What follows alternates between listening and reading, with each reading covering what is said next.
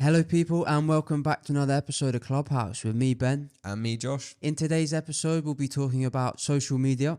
We also talk about the advancement of technology in society and where we might end up. If you like this episode, please like and subscribe. We'll be releasing a brand new episode every single week. So with that being said, let's go.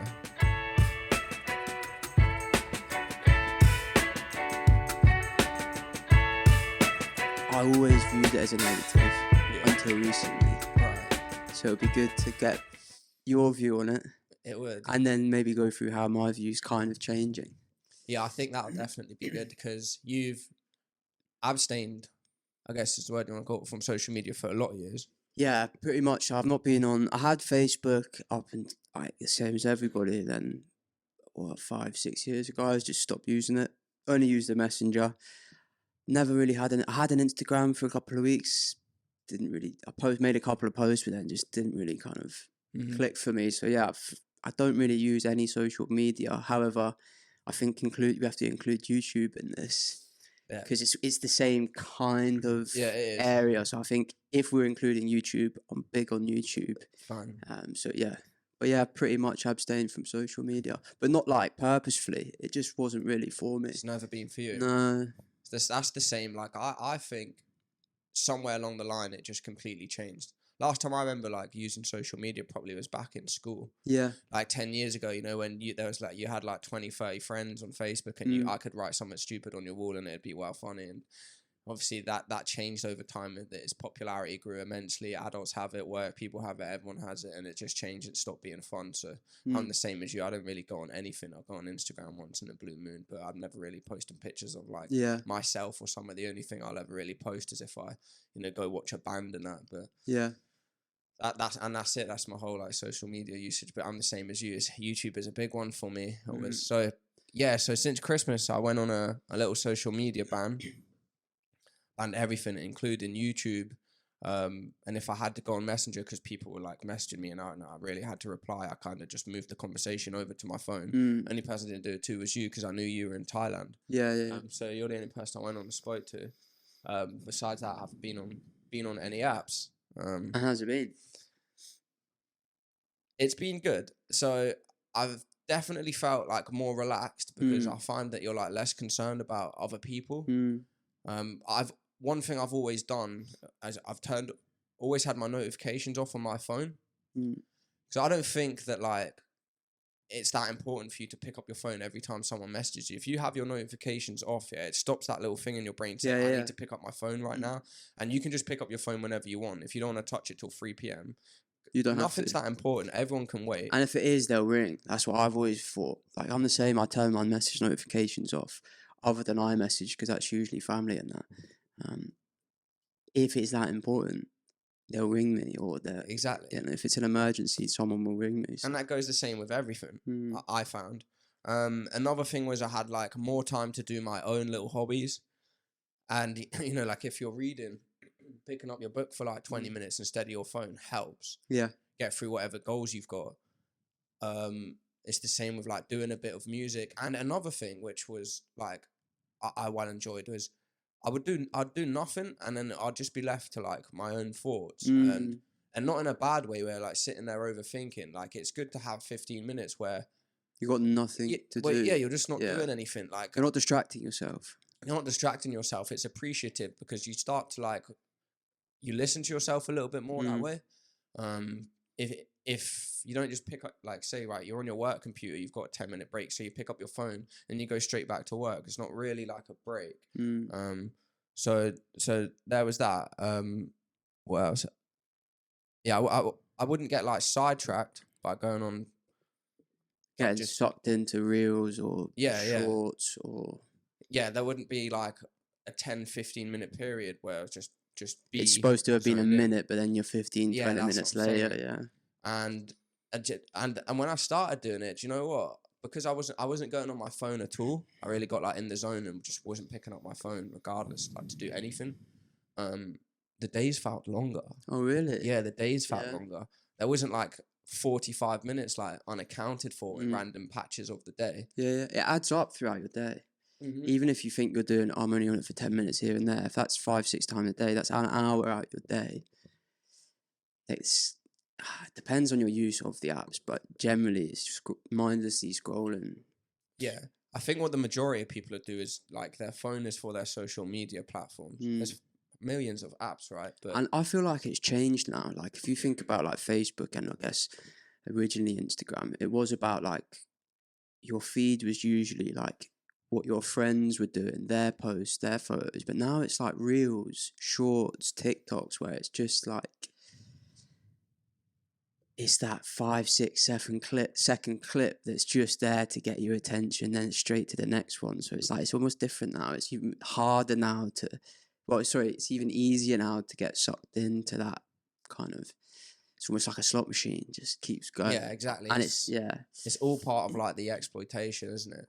Because you know we've watched documentaries and that on social media, and you know the algorithms and things. Well, this are is it, designed to, and like, it's specifically for how you to keep your attention. And it's like it's not even just the algorithms now. It's like creators from going and like getting involved in YouTube and listening to the podcast about it, and watching people that are making these videos. They're also editing their videos and creating their videos to keep your attention. So not only do you have the algorithm putting content that it thinks you will keep you on the app, the people that are creating that content are now also aware of the algorithm and the little tips and tricks that will keep you watching their video longer. So it's like it's even harder now, because I've found it with shorts, even though I'm not really on the social medias, but with YouTube, I'll go on YouTube to say look for a video on editing, and the shorts will come up, and like without even thinking, there'll be one that gets my attention.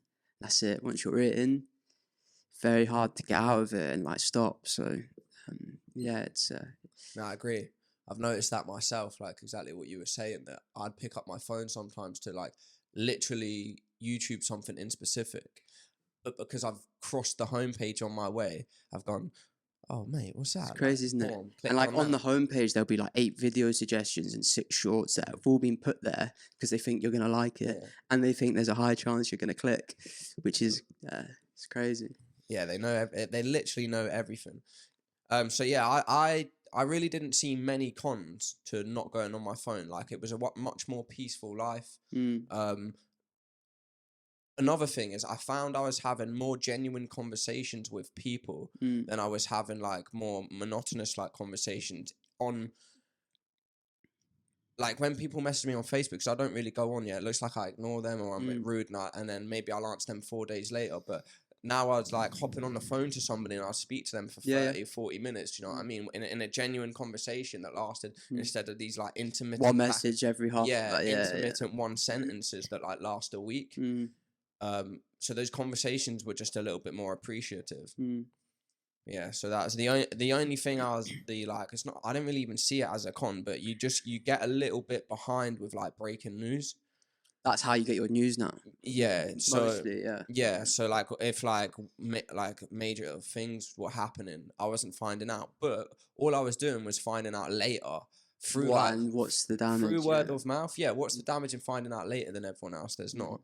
And people would I'd find out like face to face, do you know what I mean? And I'd be like, oh, what? No, I never knew that happened. And then go and look into it. I'd be like, oh, that happened, do you know what I mean? And you'd hear it in a good conversation as opposed to just a story that you don't even really click on. So I liked it, but like if you're a bit of a fucking gossiper or nosy, then it's a funny one, isn't it? It's your life online. It's and you get to choose what parts of your life you show.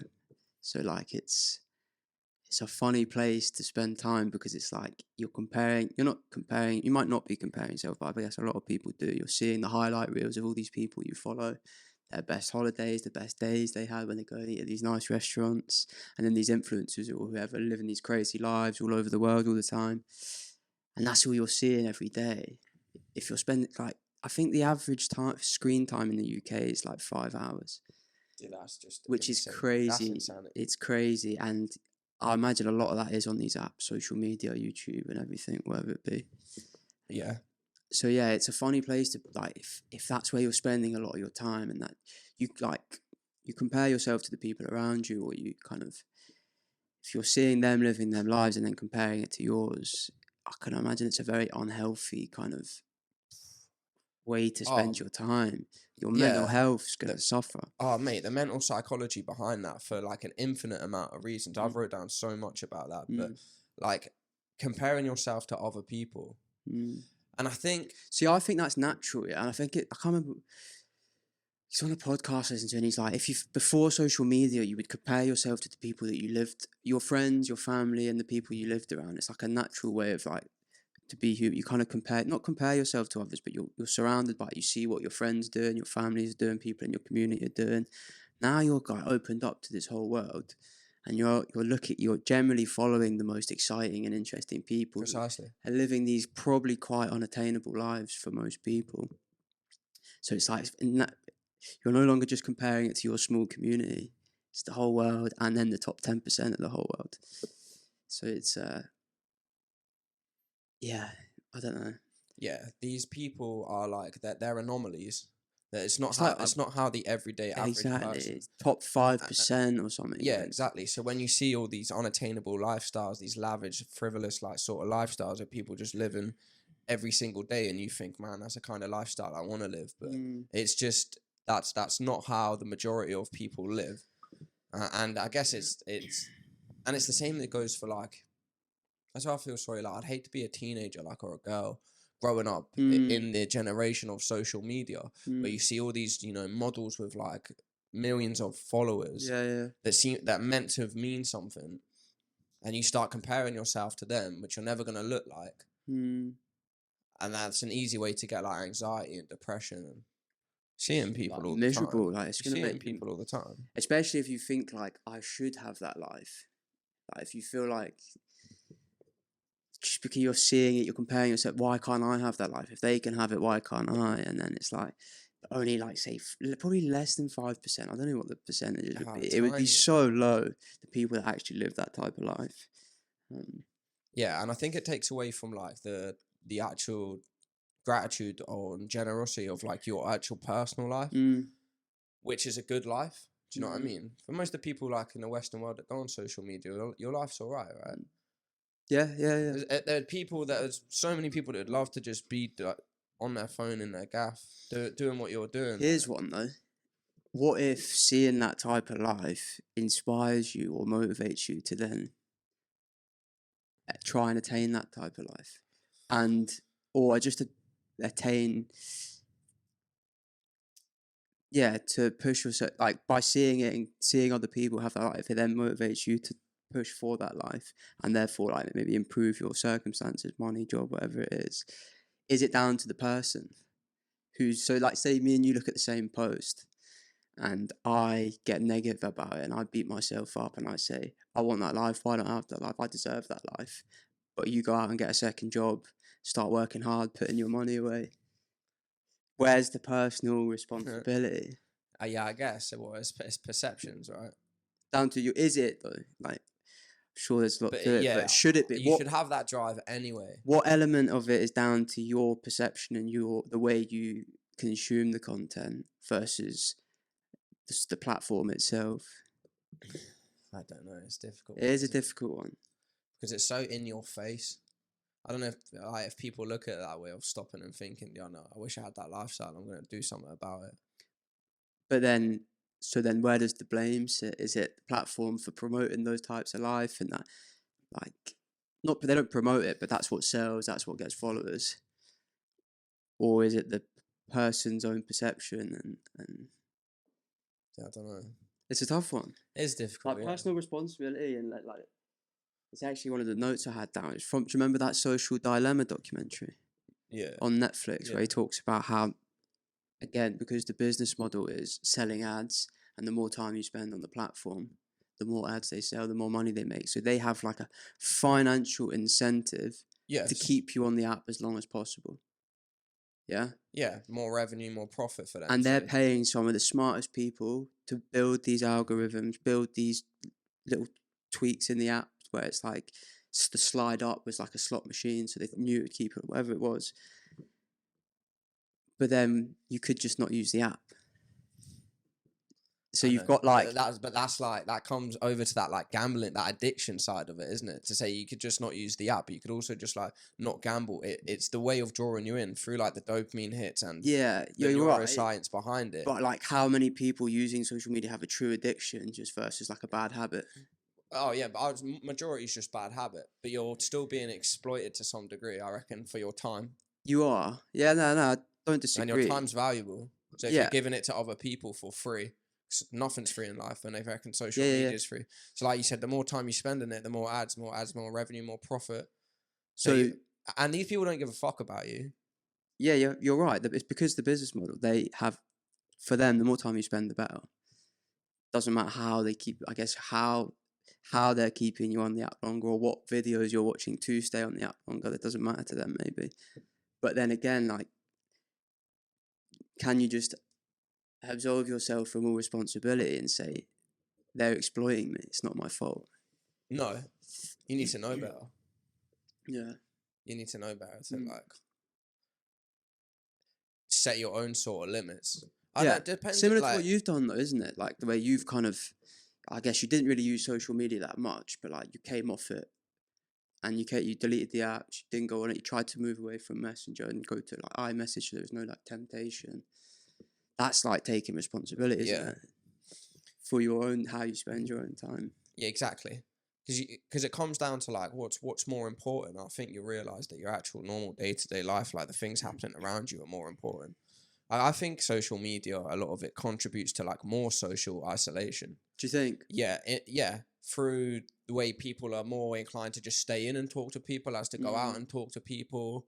Also, the amount of people that spend time on their phone in your company, you know, where you like, I've been at like dinner tables with like mates, and you know they're just on their phone, and it's like you're literally sacrificing like your time in like the physical realm to go to somewhere like, what's it like, virtual? Yeah.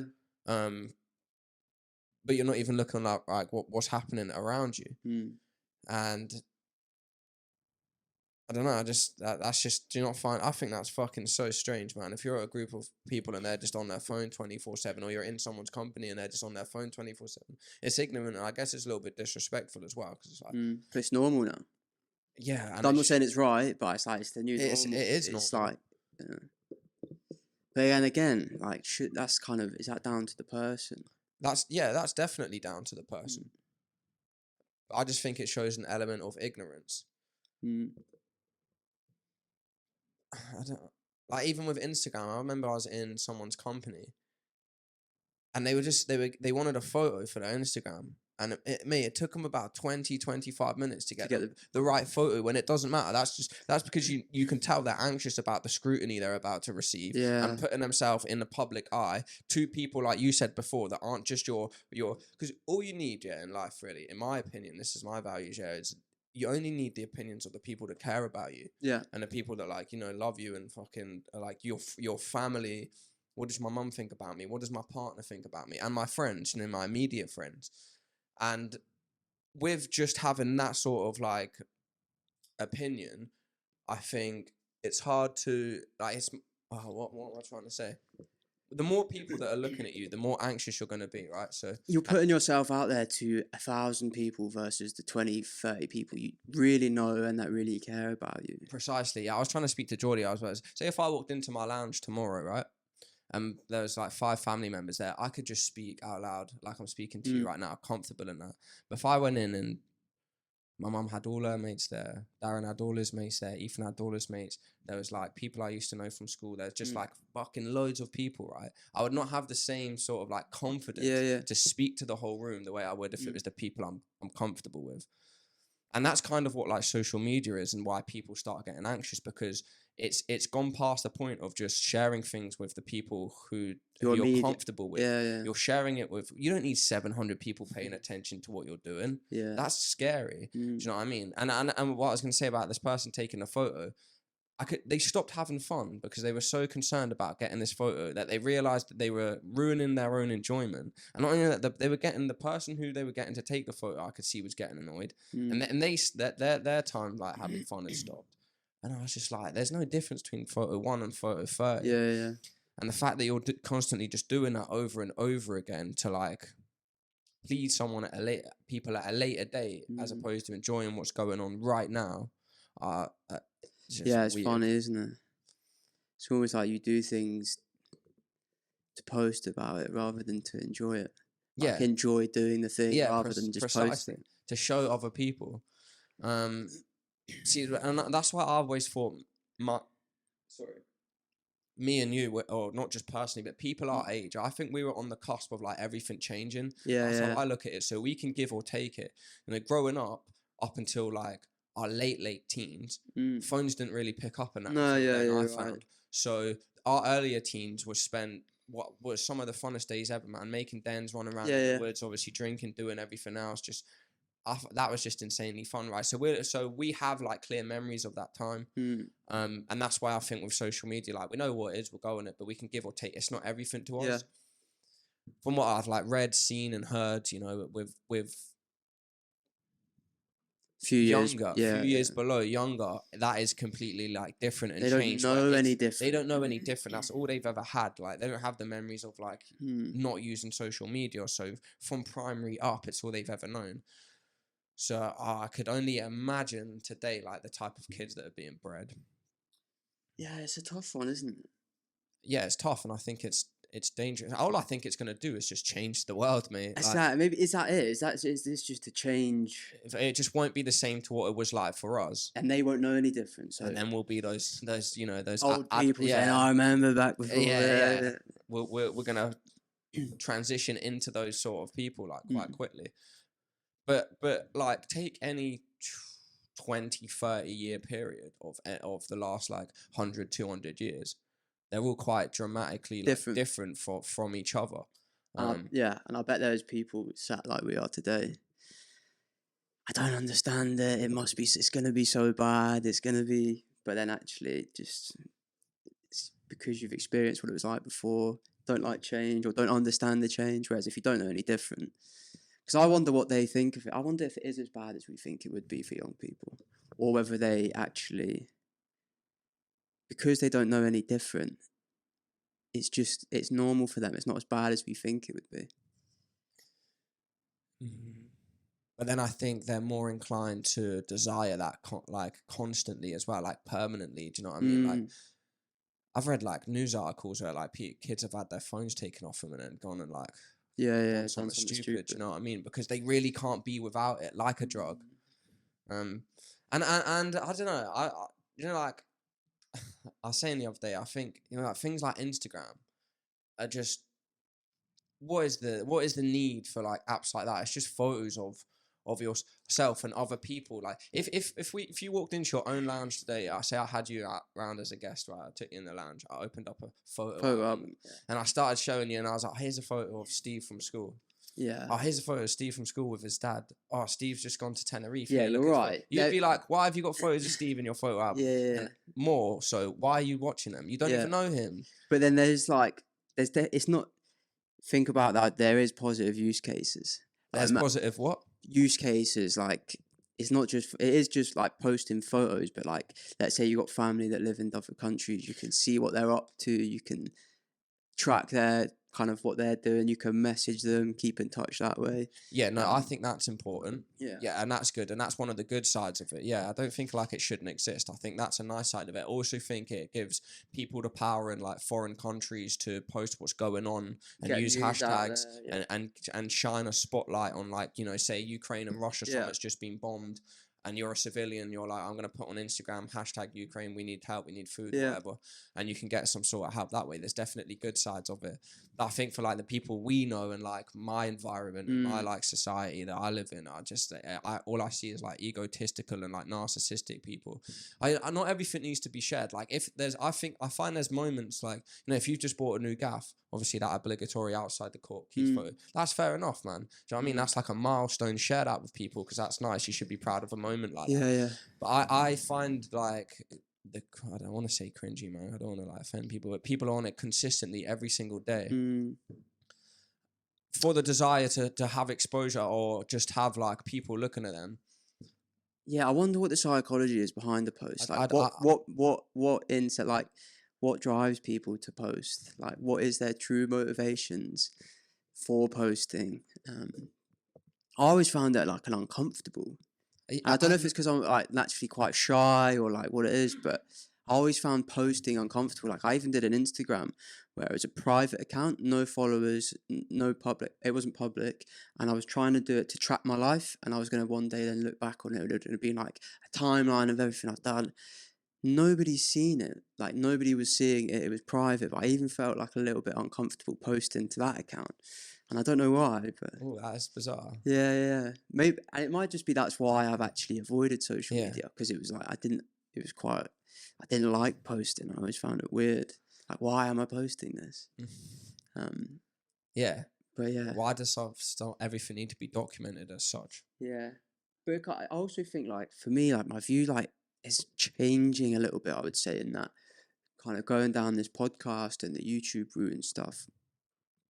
I think we were saying it before, it's a tool, social media, and it's like it depends on how you use the tool. It's not the tool itself. So like we discussed it before about your music channel, where like if you went for a job, an interview in the music industry, whatever it was, writing lyrics, doing album reviews, and you could say like, here's my portfolio, or here's all the stuff I've done in relation to music, how good that would be. And I guess it kind of, if we're including YouTube and that in social media, that's where I think it could be used so much better. If you're building like your personal brand or your portfolio of work that you've done in an area that you love, then I think it's so powerful. Like people have built like, not necessarily built these big businesses, but even just created themselves, jobs for themselves, doing something they love, and they've been able to use social media to promote it.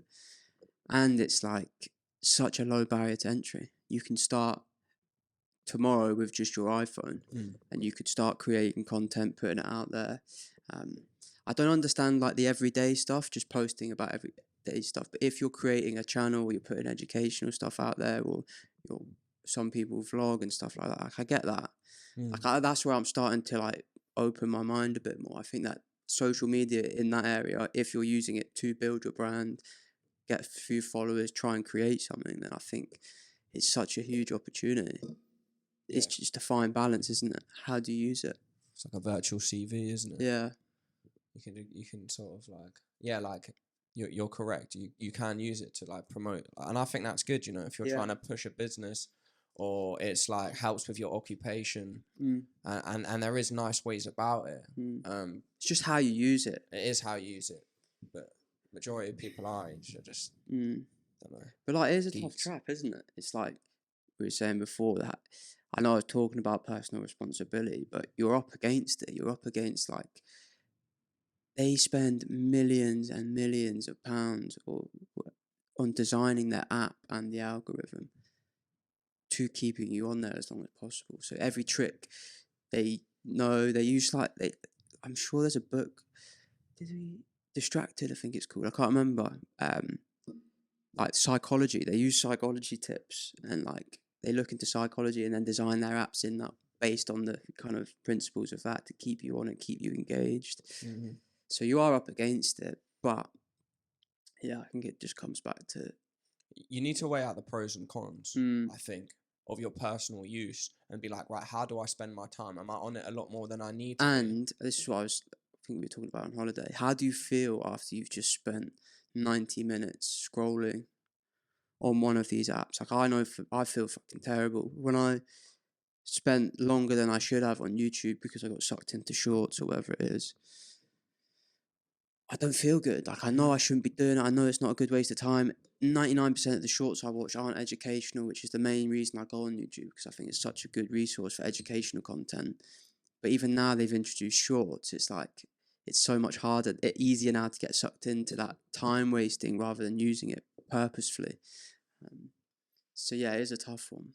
Yeah, and I think you have to like weigh out what's the actual like value of it. You know, what's valuable. What have you taken away from like your usage?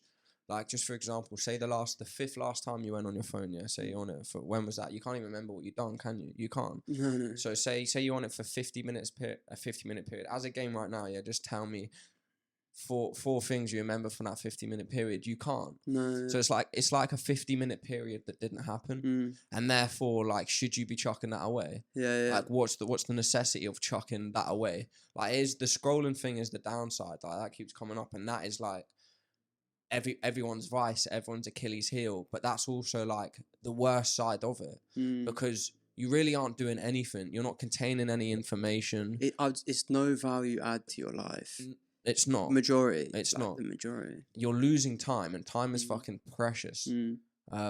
This is where I like, and again, that was kind of the thing of starting the YouTube channel. It's like, again, it's how you use it. But I was like, what if I spent that time creating content? I could still I want to use YouTube. I want to be on YouTube. But what if instead of just consuming content, and especially when you get sucked into the shorts, what if I spent that time now creating? So I'm still using the platforms. I'm still on them. But I've just switched. I'm no longer just mindlessly watching shorts, whatever it is. I'm trying to create content for the platform. So that was what I heard it on a podcast, and that was the whole reason I started the channel. I thought that was quite a good way to look at it. If you still want to be on the platforms, because a lot of people have ideas for stuff. They'd love to do an Instagram page on this or a YouTube channel on this.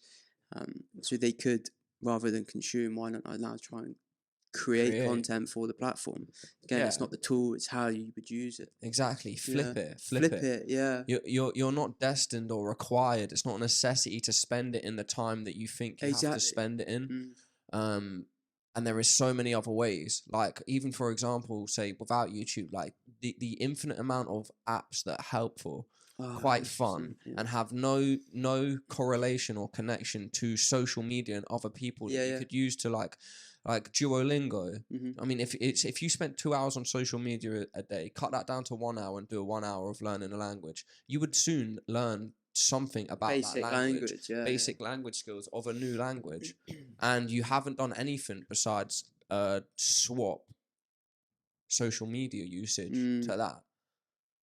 And there's an infinite amount of apps. Or try learn something. Yeah, like set yourself a goal of like learn, like you say, a language is a good one because you can do that. It is like, then it comes back to what you were saying before. You know, those like 5 minutes where you're waiting for the bus, or those 15 minutes where the train, whatever, to get a train, the flight's delayed or whatever it is. Is it good to have it like? I think what you said before about actually just not doing anything in that space and just thinking or not distracting yourself, that's probably quite healthy because you spend more time with your thoughts thinking about it. Because I'm quite guilty for it. Like, I don't really go on social media, but if I'm waiting for something, I'll either check out how the channel's doing, how the Instagram page is doing, or I'll do my emails, or I'll do something on my phone rather than just sit and wait. Rather than just sit there. Sit and wait. So I wonder if I think I'm going to try that and not do anything, not in that space, just do nothing, just wait. Yeah. There's an element of peace because you listen to your body. Like, I know that sounds a bit strange, but you do. You kind of know what you need. Like, am I tired? All right, I need to sit down. Or do I need a drink? I'll go get a glass of water. Like, that sounds fucking obvious, but when you turn, because you kind of switch zombie mode on when you pick up your phone, don't you? You become oblivious to everything else, and including like how you're feeling, and you just sort of go like numb, and like you're basically drooling over your phone, and you just sit there, and that's completely where all your focus is. So like not having that distraction that you were just talking about, it grounds you a little bit, and you just notice what's going on around you, man. I find that you're more like obliged to, like, if you're out and about or like in a shop and you don't do it in a shop queue, you're more polite to the person you're speaking to because you're like, oh, how are you? How's your day? Because you still get that little bit bored because you're not doing anything. So instead of just sitting there in boredom, you know, you'll be a little bit more chatty, which is nice, or you'll be more inclined to do this or do that. Yeah, I think it's going to make me very aware very quickly of how quick I am to grab that phone, or you know, not being able to. I think it's gonna really like bring it home. Like it's probably like a really subconscious habit, but anytime I'm not engaged, my arm probably just goes out for the phone. You will see. I think you will start to see how immediate that is, and it'll be good as well if you do a little like a challenge to see when that tide starts shifting. Like, I remember by the time, like, a few weeks into not going on that, I was like, because I've got some advice as well after, but one of the things I do, I've always done this anyway, is I put my phone in the same place in the house, like it's a house phone. Yeah, yeah. So I've got a chest of drawers out in the hallway that goes through the whole gaff past the bedroom lounge and that, and where the house keys are and all that, and I just put it up there and I leave it there.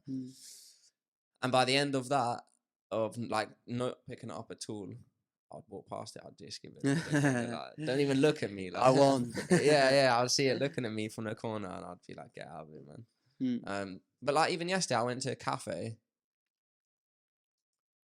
I was just on my John. I'd been in all day, but I was starving. So I just went to a cafe. And instead of sitting on my phone when he was making the food, I just went and stood outside. I just got fresh air for like 15, 20 minutes, man. And I just felt well better after it. Yeah. I knew I wouldn't have felt like that if I just sat down at the cafe table and went on my phone. On your phone. I guess it's what you're doing on your phone as well. Like sometimes, again, it's balance, isn't it? But like sometimes if I'm on, like when we were in the airport on the way home from Thailand, when we got on the flight, I couldn't sleep. And I did all my work emails. And it meant that when I came back, it was amazing going into work. So it was all done. I was ready to go for the day. And like, I just do that sometimes on the way to work. If I'm walking to work, I'll check my emails. So by the time I get to the office, it's done. Stuff like that, I think is good. Like I said, probably a good use of time on your phone when you're you've got nothing to do. If you're just walking somewhere waiting for something. But then once you're in your phone, making sure you don't click somewhere you shouldn't or go on an app that's gonna just I guess that's the hard part. Yeah. So they have a settings actually. Maybe get your phone. Yeah, it's recording. Because they know, man. That's why they give you all these tools. They have like you can put limits on, but the limits are pretty stupid because you can one button you can just override. Would you like to surpass? Yes, please. There's also a statistic that says to you the first app you go on once your phone's picked up. Interesting. How many times you've been on it. The pickups is I've used that before. How many times you pick up your phone in a day? Sometimes it's 100+. Yeah, which is crazy. It is. I probably get 3 messages a day that I need to respond to, max. So what are the other 97 pickups? Yeah, exactly. See, and that's a lot, man. It is a lot. What else could you do with that? And I'm someone that like generally doesn't use social media much, but YouTube's big for me, so it's probably the same for me as it is for other. But yeah, what is that? Like, would it be class if someone could follow, like you could record for a day your hand and what's on your screen, and then watch it back at the end of the day and say this is what you did on your phone all day. I don't know if I was going to say. You'd have such a mad wake up call, right? What? Oh no, I don't. But it'd be a wake up call to so many people. But I think screen time's a wake up call for a lot of people. It was for me. And you're watching yourself. Watch yourself. Where do you start there? Another hour screen time. Watch what you did for the day. Oh man, that'd be crazy. Yeah. Yeah, but I wonder. I think screen time's a big wake up call. I don't think you I didn't realize I was still like 3 hours a day. It's hard. It's not hard because you can subtract it, but a lot I do. My phone's got my work stuff on, emails and Teams. I'm on Teams quite a bit.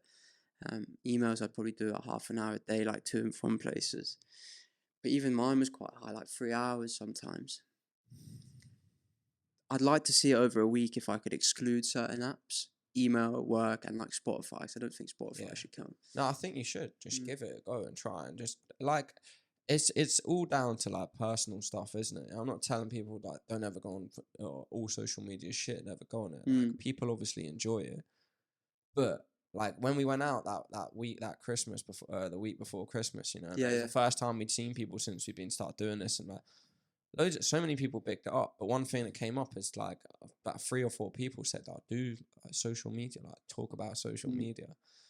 This kid said that I think we talked about it once a little bit. He said it rather like influenced me. I went and I deleted like TikTok straight away, and I just stopped going on this app. You know what's crazy? So if the average screen time is like 5 hours a day, what did people do with those 5 hours before they had phones? Made love, baby. 5 hours. But yeah, like. It's because it's pretty new. It's only they learned stuff, man. Did they though? Or did they just find other ways to waste time and distract themselves? Could you imagine if we were all wrong and there was like actually 1,000 more like drug addicts and alcoholics prior to social media. Or... This is what I mean, though. Yeah, like with phones and screen times now, you can track it. Yeah, so we're aware of it. Yeah, you know how people are wasting time on these apps. I'm wasting time on YouTube because you're aware of it. Before phones, when you didn't have that information, that data, you were probably doing the same thing, finding ways to distract yourself anyway. You just didn't know because there's no way of tracking it. Yeah. I wonder if that's I think, I reckon the stuff you would have definitely found destruction. Do you know what it is? It's the same with like the news these days. Everyone's always like, the world's like so bad. There's so many terrible things going on. What's happened recently? And I think it's Douglas Murray. He's like, it's always been that way, but it's only now that you have instant news every morning. You wake up. Even newspapers were like a week late with news back when there was newspapers. So it's just you're more aware of it, whereas before you didn't know about all this stuff. So maybe it's a case of that as well. Yeah, it's the age of information, isn't it? And you find everything out within minutes. Yeah. But yeah, I don't know, man. It's I think it's just a slippery slope for people. Yeah. Yeah.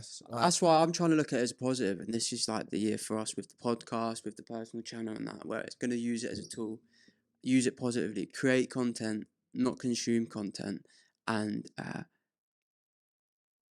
spend less time mindlessly using it, whereas I'm purposefully using it.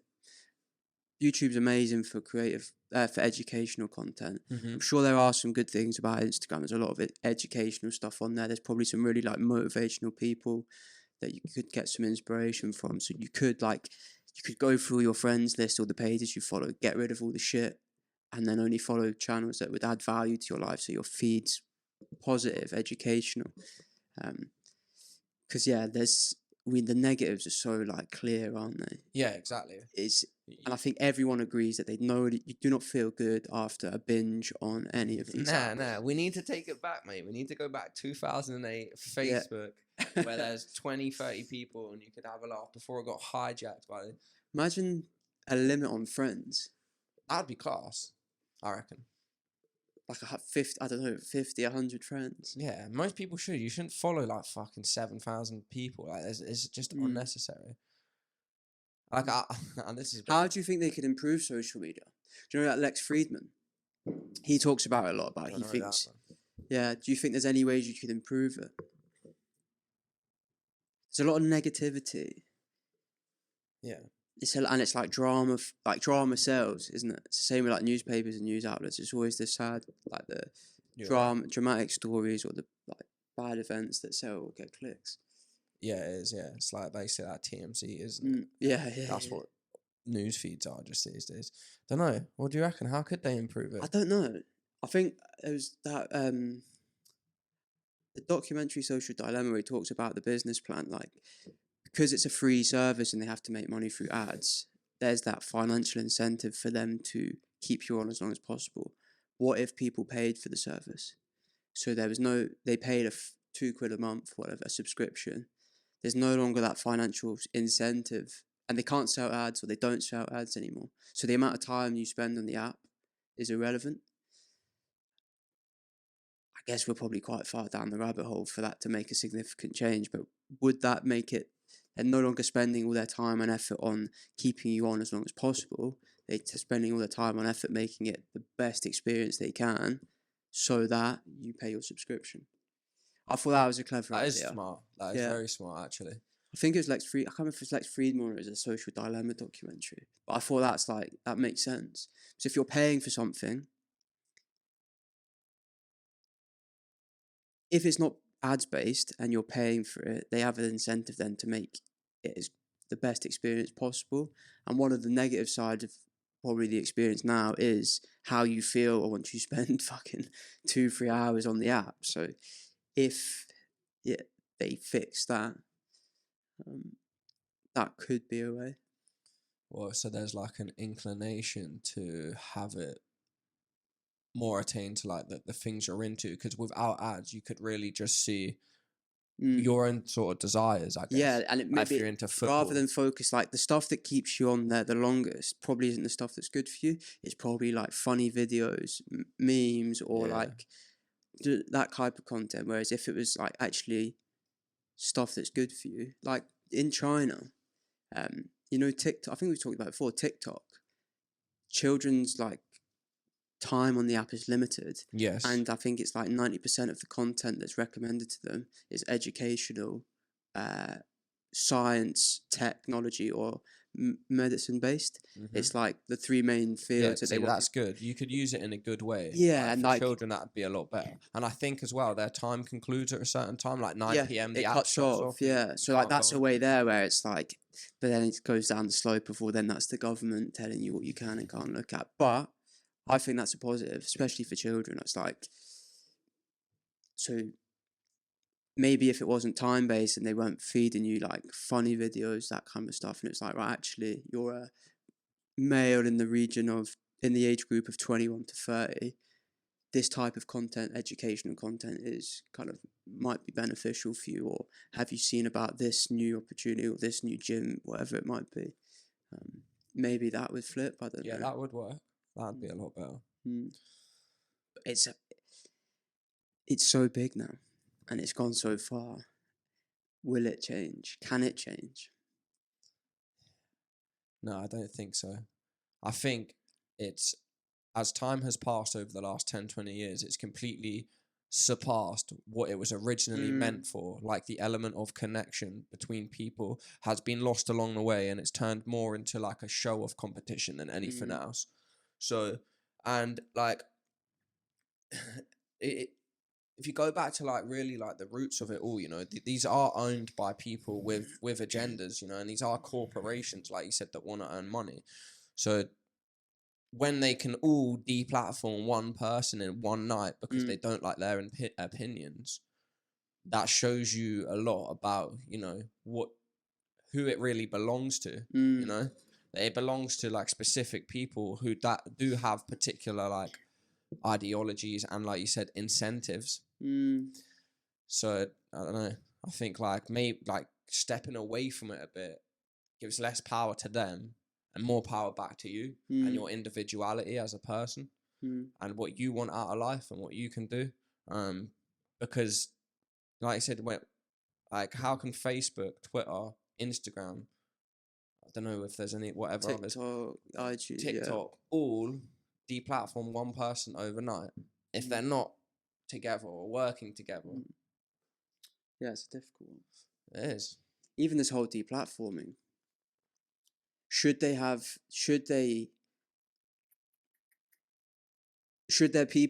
there people that should be deplatformed? Like, well, that's the thing, right? This is the question. Like, yeah, that's a good question. I look forward to trying to get into this one.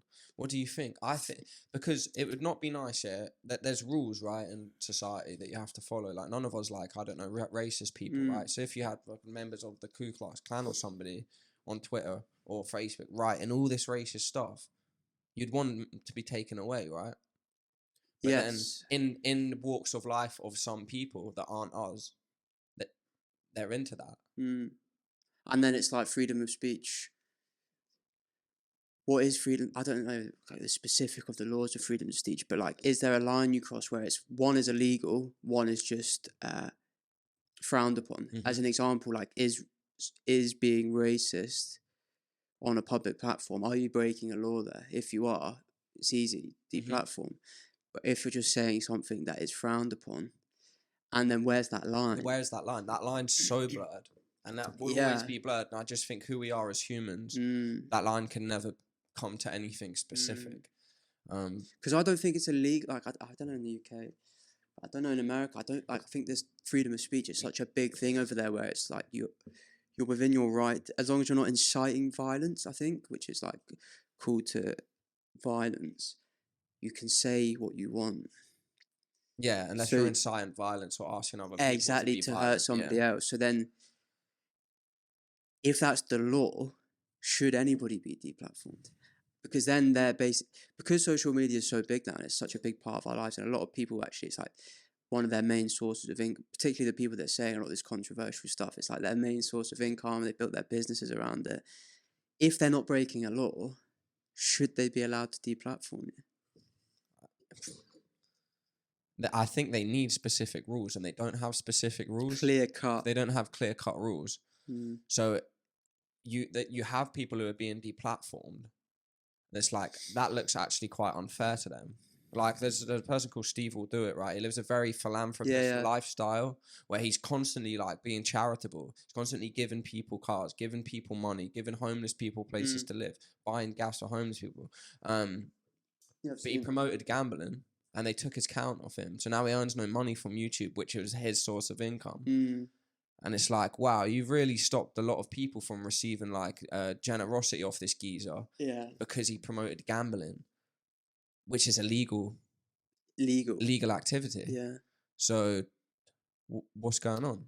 It's a tough one though. What are your rules and regulations for it? But then I think the argument for that one was the age group, the average age of his viewer, his demographic is very young. And he's promoting gambling. But gambling's a promotable subject. You see adverts of it everywhere. So it's like, who's allowed to promote it? Yeah. If you think like football, Premier League games, there's always like Bet365 adverts. Exactly. Across all the boards, right? Yeah. Little kids are allowed to step into football stadiums. Oh, yeah, it's a real tough one. It's what you just said. It's not clear cut and it makes no sense. And then you have like, I don't know, George Pierce Morgan, Uncensored, which is class, where he's allowed to bring anyone on and it's uncensored media. And I think, like, I know personally, I prefer like uncensored, unbiased journalism.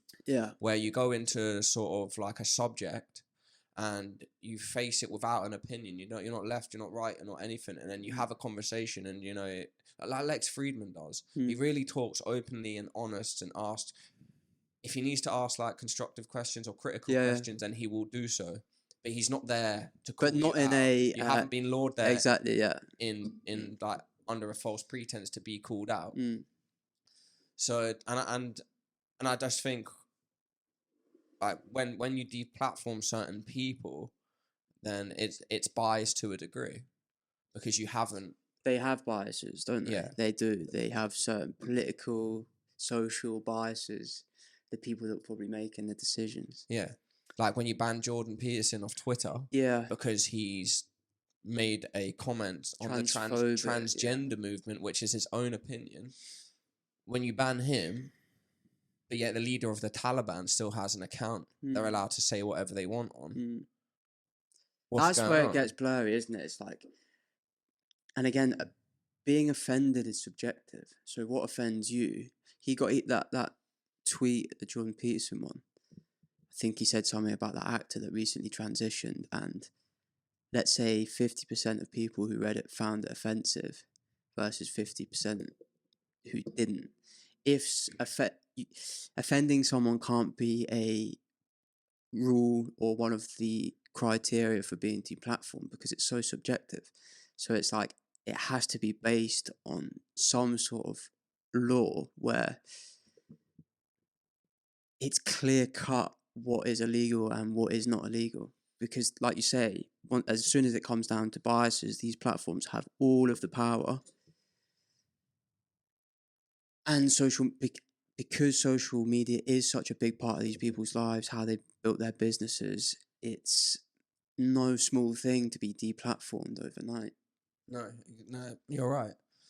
And then you just start to think, well, whose like ideologies is everybody following? If certain people are getting the cut and certain people are allowed to stay. Yeah, that's all bias, isn't it? Yeah. Biases. That's all biases. That comes from somewhere. That's without being vague, there's someone pulling strings somewhere that gives that sort of go ahead. So it makes you wonder like who, what, where, why, and when. But that's how social media falls into the bracket of media. Do you know what I mean? It's how news. It's like how news is. News is biased, right? Our news is biased towards Britain and us. You got one news channel that's conservative, one that's exactly one saying one thing, one saying the other. But I just think as from a consumerist aspect, like we're aware of this as loads of other people, but loads of other people are not.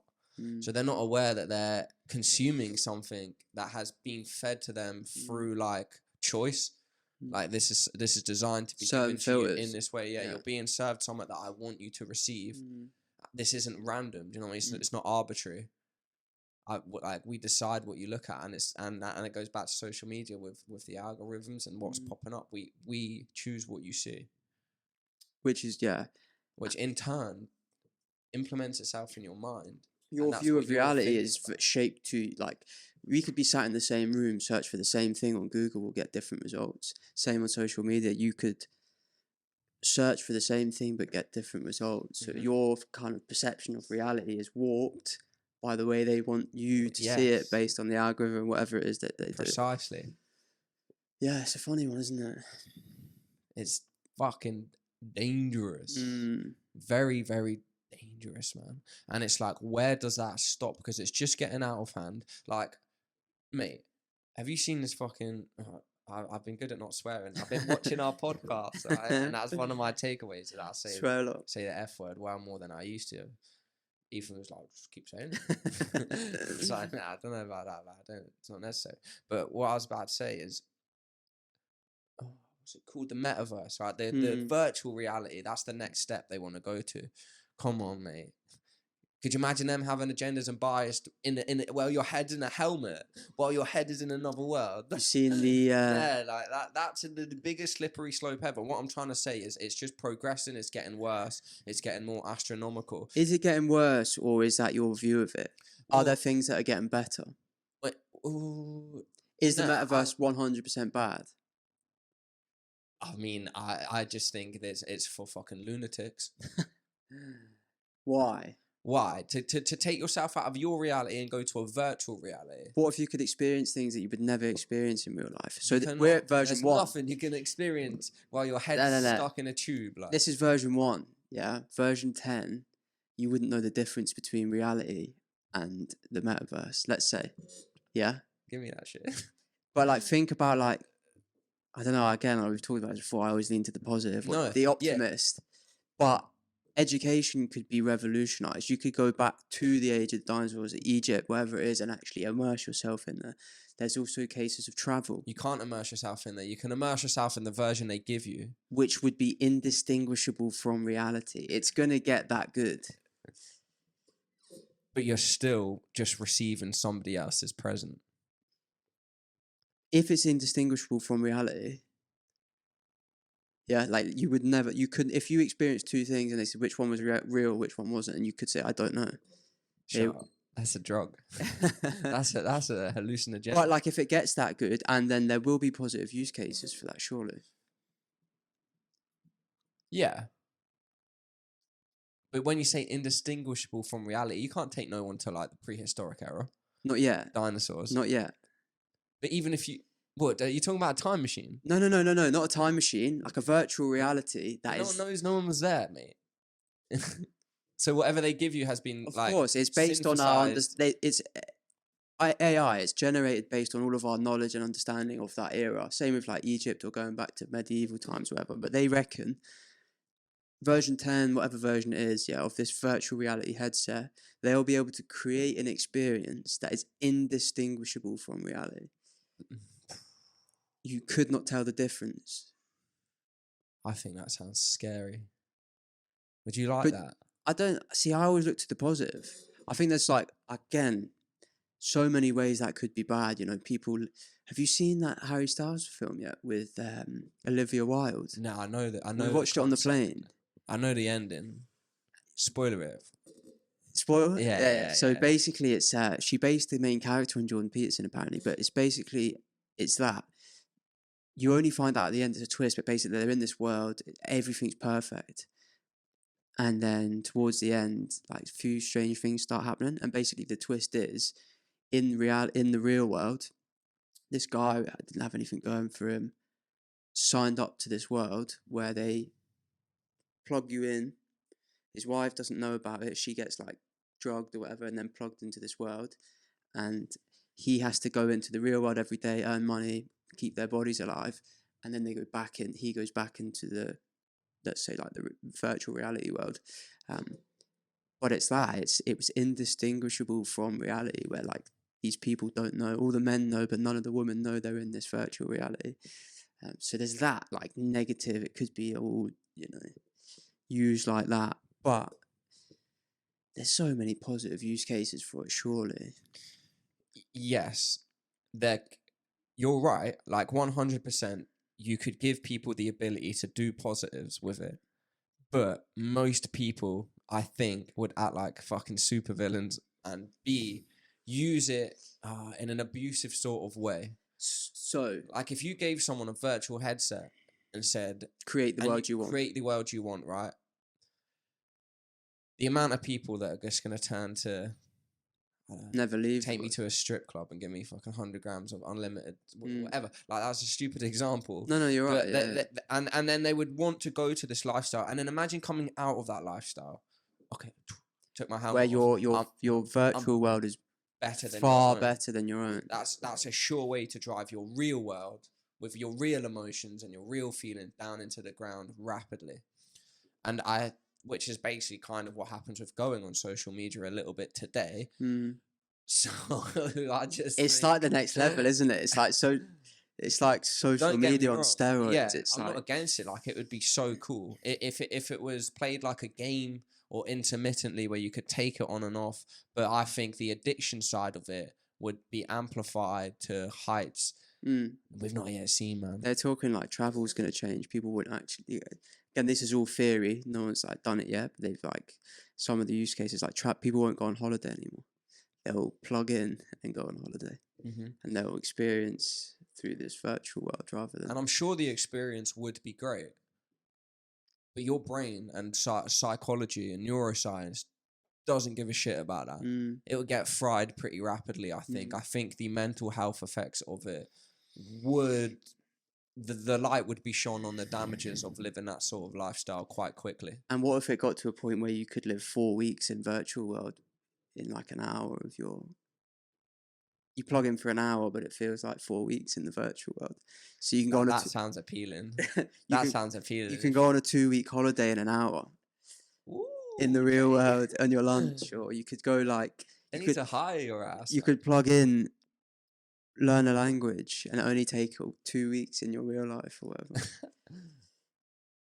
Yeah, it's I don't know. No, have you seen the chip? The chip Elon Musk is working on. What's it called? Elon Musk, man. Can't remember what it's called. It's a chip they're working on, basically to implant in your brain, and the use case at the minute is like disabled people, paralyzed people. Oh, that, yeah. No, I know exactly what you're saying. Yeah.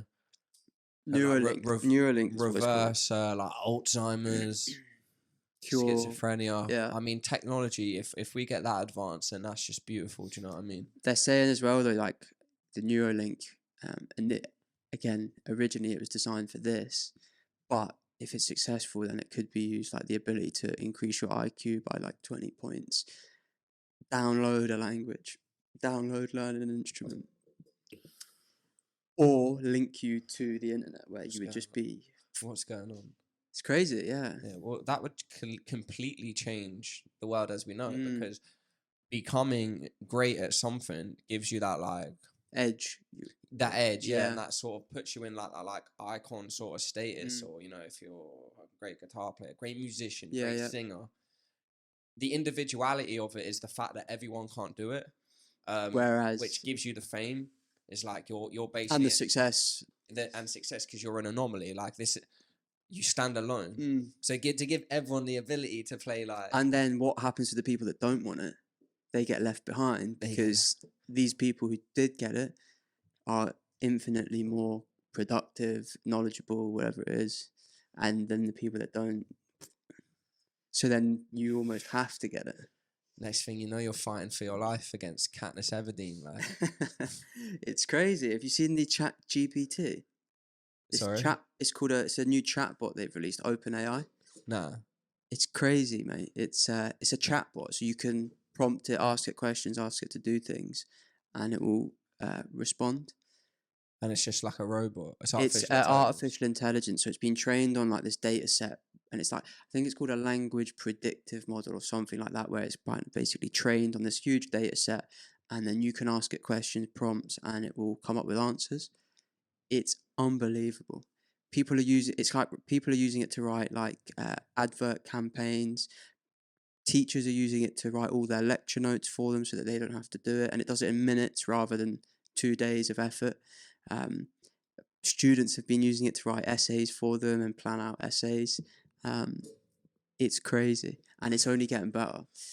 Yeah, I've been hearing about AI. Some people have used it to basically, it would like, you can use the software they built an app where basically it would read all the emails you've received, read all the emails you've sent, and then it would write draft responses to all your emails based on what you've written before, and then you just have to check it and then send and send. I think like a lot of work that we do now is going to be non-existent in the near future. Like, it's crazy. Yeah.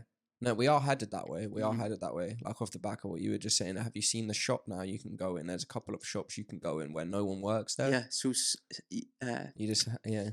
I think it's the Amazon one where you just put it in your basket. You walk out the knows. shop and it knows what you've took. It charges your card. And that's great. I mean, a lot of people will be out of jobs. Yeah. But new jobs will appear from that. But it's again, it's with everything. It's the good, the bad, and the ugly. Yeah. Like with the AI thing. So what people are doing on YouTube now, using AI to take artists' voice, replicating it, and writing their own lyrics or tunes. So I listened to. Someone sent me this thing. It was like an album of Juice WRLD songs, right, doing covers. Meticulous. His voice, his words, not him though. Crazy. Yeah, it wasn't him at all. And and it's exactly the same with like the deepfake videos. Exactly what I was going to say. They're really worried about that because they're like, people are creating these videos that are like indistinguishable from the real person, their voice and the visual now, because the AI can also, they can do images now and videos. And they're like worried that soon there's going to be these videos going around the internet where you have no idea. You have no clue. You can see an example. It's a Morgan Freeman video of him speaking exactly how I'm speaking to you now to the camera, speaking as clear as day. And the camera cuts to a white man with like stickers on his fingers in a green screen room speaking. It's crazy. It's that dude you were listening to the whole time, but you're convinced it's Morgan Freeman up until that revelation. And then you're like, whoa. Isn't it crazy? Yes. Because they could get presidents to say things. They could, you could take down government officials by doing that. You could start any sort of scandal you wanted. They're saying it's going to change movies. They're like, soon there'll be no need for like actors and stuff because you'll be able to generate everything through AI. Oh, man.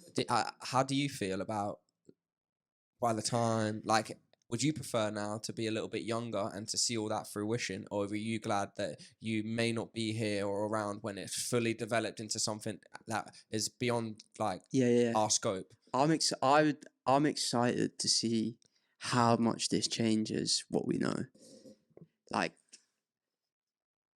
you were saying before, every 30 years things change and it's very different to the way it was. But I don't think we realise just how much things are going to change this in the next 50, 100 years, maybe less. I don't know the time frames, but I think this is probably one of those, I don't know if we've had moments like this in history before where it's unrecognisable to the world, the life as we know it now.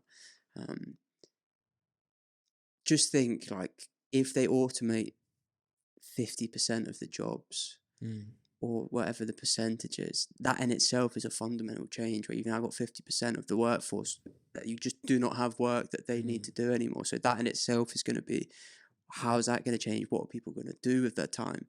What are they going to do for money? What kind of, how will that change society? Will it change it for positive, where we get to spend more time doing creative stuff we enjoy? Or will it be negative? So like that is one change in itself that could be massive. Then it's just like the things we're going to be able to do, even in like medicine, that chip. Imagine you could give sight back to a blind person, or you could help somebody to walk again. Imagine we were no longer scared of any disease, virus, because we knew that whatever it was, we could fix it. We've got cures. Jesus Christ. Yeah, there's so many. Much to think about there's so many like opportunities. I never really thought about it like that. You've given me like quite a new like perception to take away. But yeah, we are headed in that direction. Yes, we are to a degree. But do you think though the degree its rapidness is too much. Like if you do take like human existence, it's well known the last 100 years in advancement has incomparable to any other year since then, and just 100 years, right, out of the millions of years, not even a percentage. Are we moving too quick? Yeah, so I again, I'm not like heavily researched this topic yet, but I listen to a lot of Lex Friedman podcasts, and he has a lot of discussions around AI and the regulation around it. And there's basically like, there's two forms of AI. There's specific, which is where it's designed, I think this is right, specific, where it's designed to do a specific task, like that chess one where they beat the chess, no, you know the game Go? There's basically, they designed this AI bot that taught itself to play this game and then beat the world champion. They never thought it could happen. And then there's general, where it can just learn anything. It can consume any information, learn, teach itself. And they say whoever cracks general AI will dominate every industry, whatever they will hold all the power, because once you have general AI, you can, like, he's like, you could ask it to come up with a $10 billion business plan, implementation plan, whatever it is, and how to execute, how long it will take, and it could do it instantly. Whoa. There's like nothing it cannot do, and they're saying if it's not regulated, and they're saying it's like it's a race to the top at the minute. So there's a huge incentive to be first, yeah? Which means you may not be trying to think about all the safeguards, the regulation, because you want to be first. Because you want to be first. Yeah. So that's a tale as old as time. Exactly, that one, exactly. So that could be like one of the issues with the pace at which it's moving, and the huge incentive there is to be first. I don't know. Mate, I mean, you know, like the sci-fi stories and that of AI. That's where my head just went. Becoming. Where does that stop? Because if you could do and implement those sort of chips into, like, well, look at the sort of warfare things they have right now, right? So imagine you had robots and you could put them in chips, and your new way of creating a military could be done through that. Tesla are working on a robot, and it looks quite like a human. I think he's all in on this Neuralink, and that robots will be the future. Well, and again, it's like, where do you stop with that? You can have robots for your house that I'm sure want to get the cleaning done, dishes, boom, all of that stuff. Yeah, brilliant. Give me some of that, right? Yeah, we already had it. But then you tell your robot to go smack your neighbor. What limit? Like, how is that going to work? I didn't do it. Yeah. We've already had it to an extent. Like, if you think about, like, just on a simpler level, like a washing machine, a dishwasher, they were automating a process to an extent. You still have to put the stuff in there, but then it was washing it for you. Rightly so. So it's like the next level up. We've got our toe in the water, don't we? We do, yeah. But I'm excited for it. Like, I've been listening to a lot of it, and like there is a lot of people like with concerns, but then a lot of people are so positive about it, and like the positives that could come out of this kind of advancement in this technology. So I like to think on the positive side. Yeah, man. And I don't think it's going to take that long before we find out the answers. I think we're en route. Yeah, we are. Like you say, it's the same with, like, you know, the race to get to the moon. That's why a lot of people think it was fake, because America just wanted to say they'd done it, even though they hadn't done it yet. And it's the same with this. Like, everything's erased, and because it's such a knowledgeable subject now, like, everyone knows we're headed in that way. It's the same with, there'll be no more bank jobs. Honestly, I think, like, I thought about it when I seen this ChatGPT. I sat and thought, right, and this is, I think it's ChatGPT 3, so this is version 3, and someone else says it, they're like, wait till version 10, and they're like, there's nothing you do now, if you do an administrative job, even like writing emails, responding to emails, checking that you're doing things by policy and things like that, you're not going to be needed to do that. No. Not at all. And even like, it's touching on creative stuff.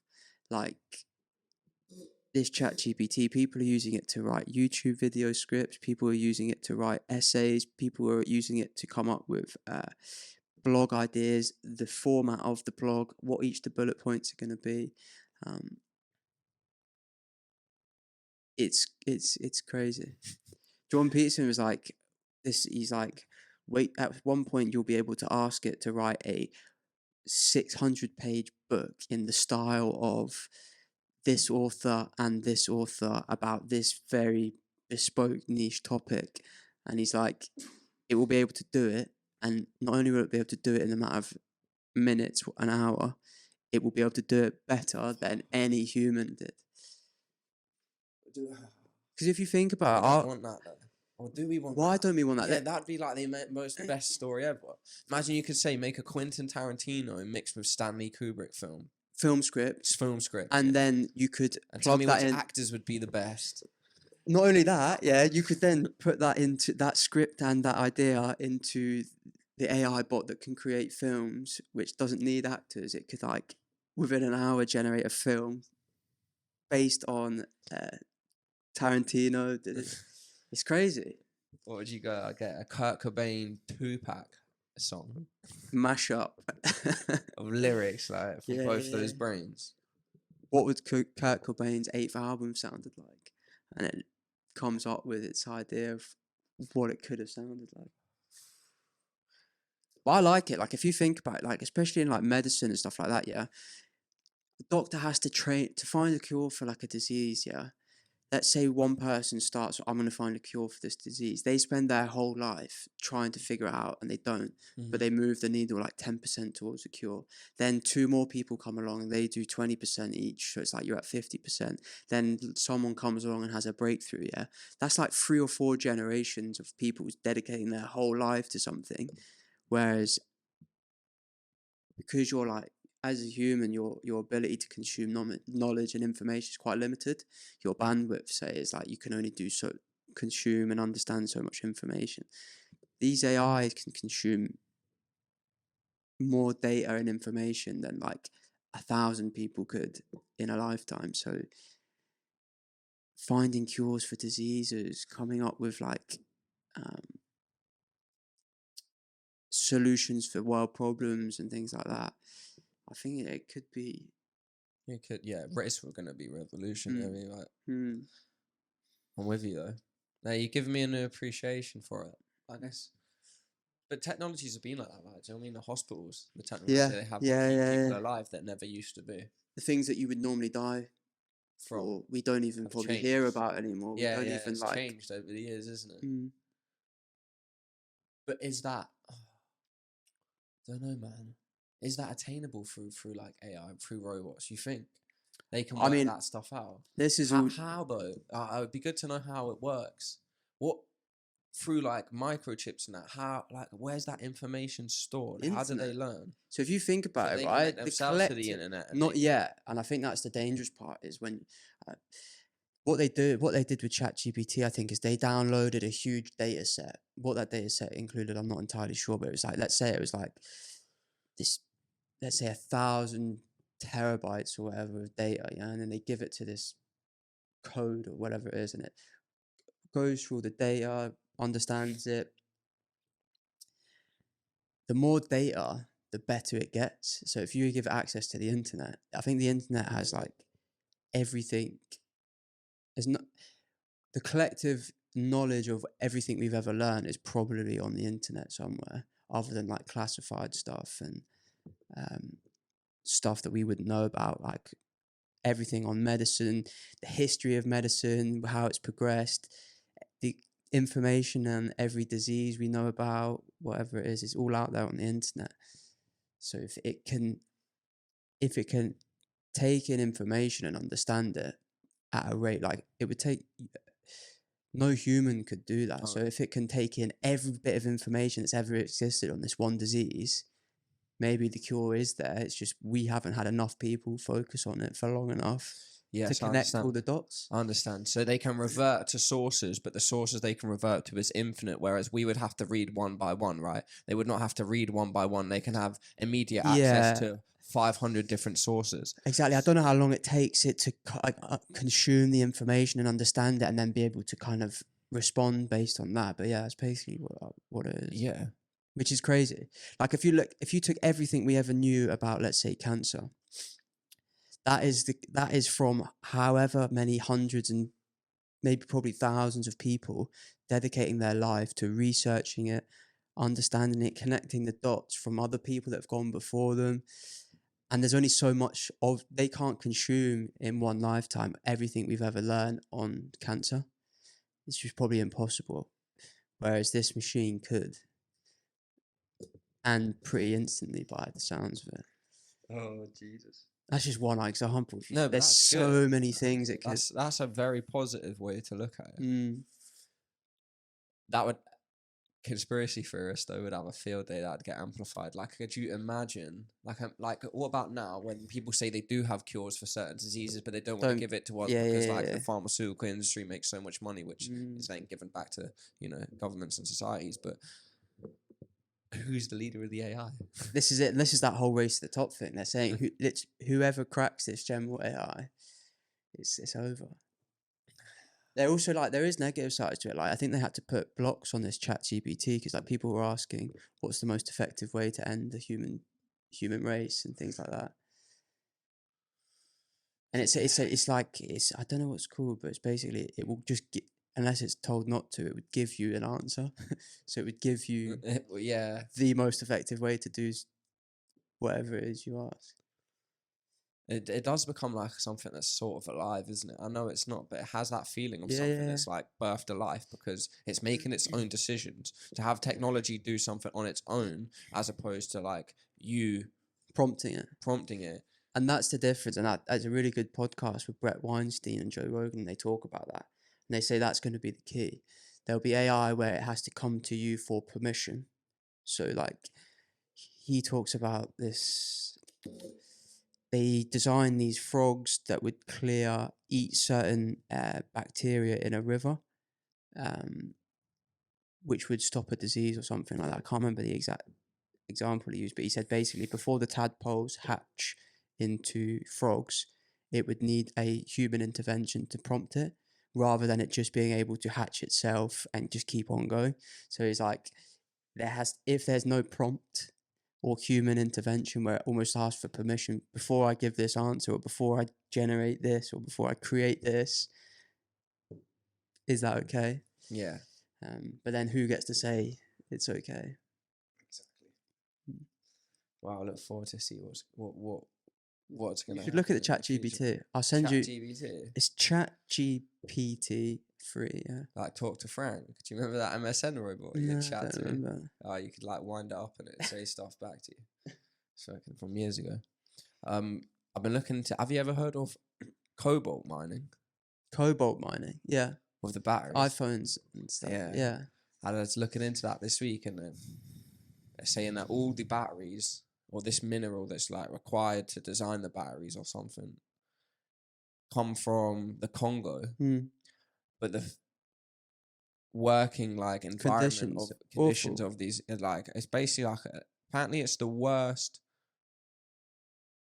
time in all of history for human suffering is happening like right now, and it's making more profit from it. I was so shocked. I was like, I didn't know any of that. I watched a few videos and there's like 20,000 people in this mine. These obviously not great conditions, toxic.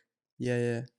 No, I've heard about it. There's a guy recently. Every single iPhone, every single iPhone, every single laptop has basically came like what's inside it came from somewhere that's actually like people are suffering. I've heard a lot of art. I think it comes up a lot, and I think it's a difficult one because it's like the people who criticize it all have iPhones, laptops, cameras, everything that uses. The hypocrisy is rife. It's such a tough one. It's like, how do you become like like an ethical consumer? Do you not buy these products anymore? Do you not have a cell phone? Do you not use a laptop?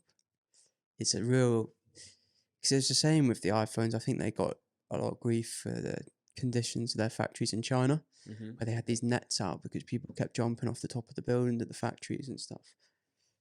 Not allowed to go to the P. It was crazy. Yeah, can't take it anymore. But we still use the products. Yeah, and that's where we are as a society. We care more about our own sort of like gadgets and that than we do about actual human welfare.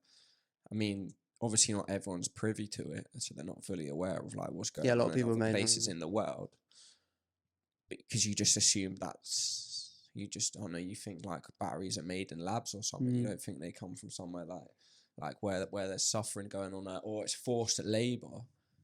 And then but it's like, you know, when we live in a world where we're sort of, we're so disconnected from it. Yeah, and we feel like it's necessities. The same with, you know, all the clothes we buy from these Fast fashion industries that use sweatshops. It's like, but you want clothes, don't you? And you don't know. And I think as well, we live in an age where we don't know what's right or wrong.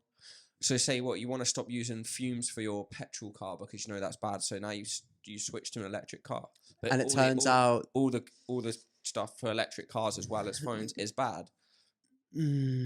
it's so like tough, mate. Damned if you do, damned it's the if you same don't. with the whole like vegetarian thing. It's like there really probably isn't a good moral argument for eating meat if you live in a world like a pretty civilized society where you could get access to all the alternatives, not even just like fake meat and stuff like that, just being able to fruit, vegetables.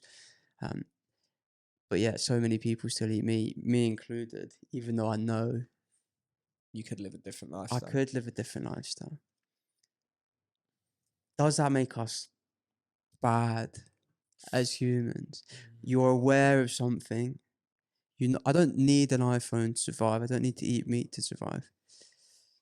I don't know. It's hard. Like, I don't know if it necessarily makes you a bad. Then is that just like a brainwash Ignorant. answer? You're Is that an ignorant brainwashed answer? to make yourself feel better. So yeah, to make yourself feel I better. always thought about the meat one because the meat one I've like thought about quite a lot. Like I should really be a vegetarian, but it's like I don't want to be because I enjoy meat. Yeah. That's not a real. That's not a. I don't think that's a good argument. It's not a good argument at all. But then it's your life, and like you want to try and make this experience, your one, as good as possible, right? Before it's all said and done. So it's like I'm gonna leave at the expense of animals or other people. Then I might have to do it. You know, Yeah, that's it's the way such a people tough think. one, isn't it? How do you live a moral life? Like, yeah, people prefer to live like on a hedonistic lifestyle as opposed to what's right or what's wrong. But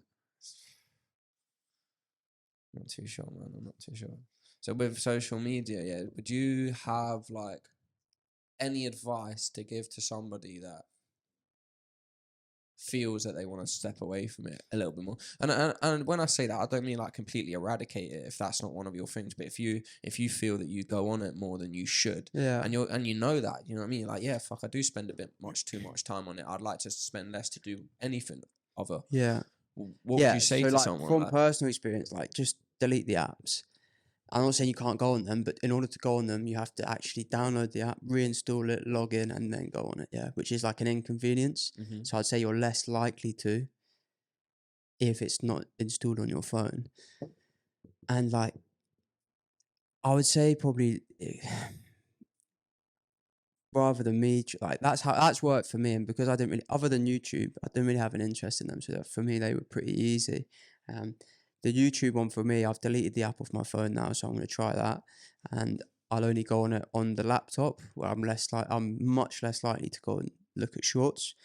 But I'd say the best thing to do is there's a great podcast with his name's Johan Hari, and he wrote the book Stolen Attention or Stolen Focus, and he does a big, huge study into the technology companies, what tricks they're using to keep you on it, and he gives some great tips on how to reduce your time on these apps. So I would any of his podcasts. When he promoted his book, he went and did all the podcasts, so he's on most of them. It's definitely worth checking out. So do you think if somebody was to like go sort of try and gain that sort of knowledge through reading a book like that, do you think that would like wake somebody up a little bit more to what's kind of going on? Because I think at the moment, you know, like you don't really see it as a bad thing. But if you knew all the like if you've seen it in black and white, oh, this is what's actually going on, this is what's happening, I think you'd have it's less a tough of a one. If you desire. don't see it as a bad thing and you're not really wanting to come off it, you're probably not gonna. Like, it's when you really know it's something you shouldn't be doing. and you're ready to like, actually, yeah, I'm ready to maybe reduce my time now, or I know I shouldn't be doing this. That's when I'd say, yeah, just delete the apps or go and start. This guy, honestly, I think it's Johan Hari, Stolen Focus. He talks about it and just opens your eyes to all of the ways in which they're keeping you on the apps, which then gives you more power to, you know, get past the little tricks and tips and delete the app. Only have your phone out of arm's distance, so you can't just grab it and go. Yeah. So yeah. Yeah, that's good advice, mate. I'd say more or less the same stuff. Turn all your notifications off, so you're not tempted. Yeah, that's a great one. Yeah. You don't need alerts. Yeah. You don't need things just pinging off in your mind like to get you distracted. So turn all your notifications off. Put your phone somewhere in your house where it's not within reaching distance. Like you said, I'd leave it in another room. Yeah. I think the main thing is like taking personal responsibility for it. Like once you do that, you'll figure out a way to reduce your time. What's that? If you take if you think, actually, I know I'm spending too long on these apps, and you take responsibility for it, and you think, actually, it's my own fault.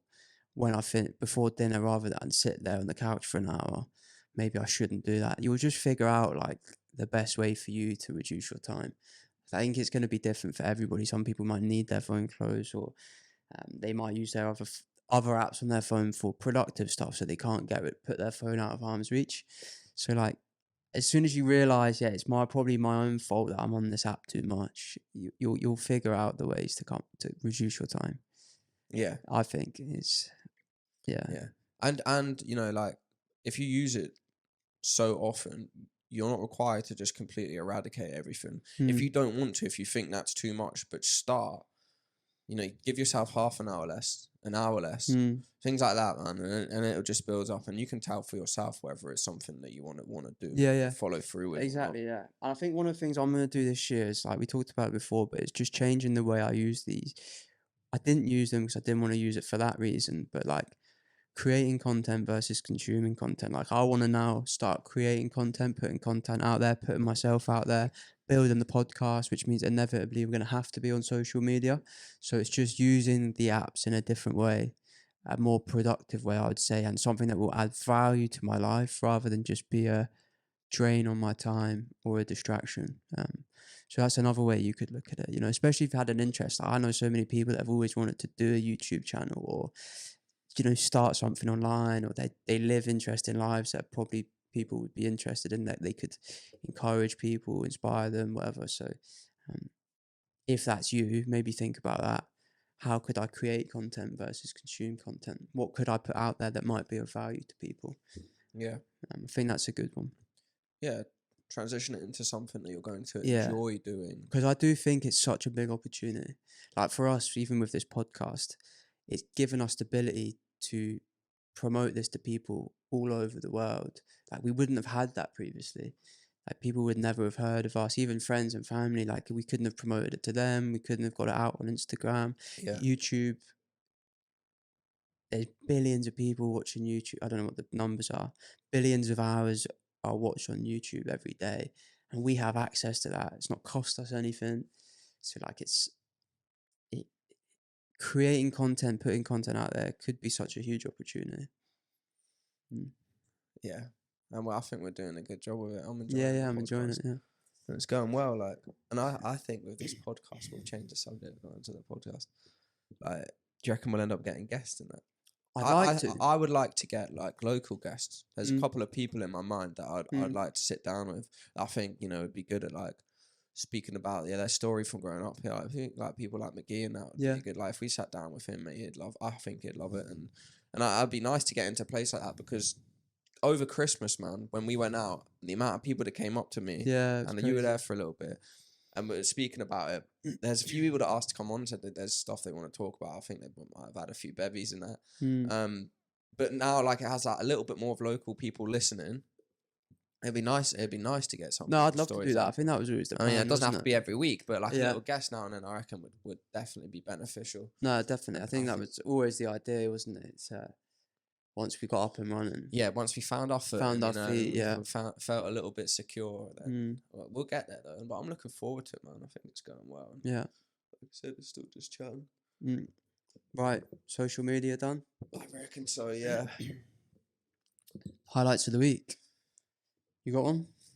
Nah. No? No, I don't think so. I'll go, so I think have a think. Mine was just got back from Thailand, 2 weeks in Thailand over Christmas and New Year, and with starting the YouTube channel and everything, I wanted to get into like making videos and editing videos. So Thailand was my first opportunity, like a travel video. So while I was there, I was doing quite a little bit of, I wasn't really like going out my way to film, but I was just filming a bit more and getting shots of like where we were, food and that. And I came back and had a couple of days off when I got back. So I put together my first travel video. That's good, mate. Well done. It was class. It was like, firstly, a video of your holiday is so much better than like having pictures and photos to scroll through. Yeah. Put a little song on the background as well. It's like, I'll show you after this. It's completely like, it's such a better way to remember your holiday than photos. But also, like, I just loved filming and then editing when I got back. Like, creating the video was so much fun. So, did you have to, like, what sort of process did you take, or approach even? Were you, like, just recording everything? No, so, think, like, I read a great book, and it was, like, how not to make shit videos. And it's basically, and he just, like, he talks about it. And I just took some tips from that. It's like, well, some of the main thing I did was I didn't take more than like a 6 or 7 second clip of whatever it was. I limited it to like 5, 6, 7 seconds, because when you edit a video, usually your clips aren't longer than like 2, 3 seconds. So if you record like 3 minutes of footage, you got to look back to find the best bit. So that was one of the best things, like advice I took. I only did like short clips here and there of where I was, where we were going to and from places, and then it all came together like really nicely. And the other tip, what was the main other thing? Trying to tell like a story within the video. So like, kind of touched on it there, but rather than just filming like scenery and that, I would film us walking to a place, then at the place, then leaving the place, and then stuff like that. So cool. Yeah, it was really good. I enjoyed it, and I love editing. It's like really hooked. Like, got the bug for it since we started all this. So like coming back, going through all the footage, putting it together, making a little video. It was just an enjoyable experience. So, and I think what's nice about that is you were with people, right? So now you also have like a something for them. Exactly. Yeah. They loved it. I sent it to them yesterday. Like, everybody was like really liked it, and I learned a lot from doing it because that was the first proper video I've had to edit, other than the YouTube channel and the pod and stuff. And it was fun. It was really good. It's nice looking back through your videos, putting it together, coming up with actually that shot looks better there. So yeah, it was good. Wow, nice. Yeah, happy for you. Thailand was good, wasn't it? Thailand was very good. Yeah, really good. It's nice to be just off the island for a little bit. 2 weeks. Yeah, we did. No, not much work. I hopped around a bit, which was nice. So yeah, got to see a few different places. Cool, man. Yeah. Well done. It's nice. Good to have you back now. Yeah, good to be back at the pod. Yeah, were we in the full swing of things? Yeah. Back to one a week and the shorts and all that. Yeah. Happy days, mate. Nice. My highlight of the week. You know what? I haven't done much, man. Quiet week, getting back into it. Just came from my nan's, bought her a PlayStation for Christmas. She was playing Spyro and Crash Bandicoot and that again. That was pretty fun. I just came from there now before I came here and that. What games you got? Spyro, Crash Bandicoot. So she was just happy playing them. Nice. That was pretty funny. I had to sort it out for her. Get it set up. Yeah. She just kept dying straight away. I was just like, I've got to relearn it all. I was like, yeah, go for it. That was it, man. Just spending time with family over Christmas was nice.